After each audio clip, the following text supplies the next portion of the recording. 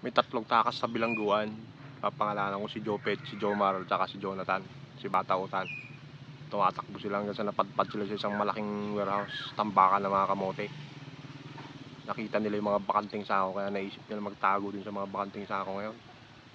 Yung mga pulis na umabol sa kanya, sabi ng isang pulis, dito ko nakita tumakbo yung mga yun eh. Tara nga, pasukin natin tong warehouse na to.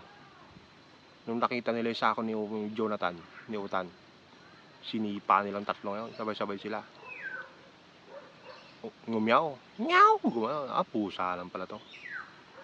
Nung nakita nila yung sako naman ni Jomar, sabay-sabay din nilang sinipa. Tumahol. Rar, rar! So, ano eh. Aso lang pala to. Yung si Jopit na, sinipa din nila ngayon. Hindi kumikibo. Inulit nila. Tapos nang napalakas yung sipa, tumayo ngayon si Jopit. Lumabas. Lang yan naman, Chip eh. May kamote bang may sounds? Kamote ako, Chip. Walang sounds yung kamote.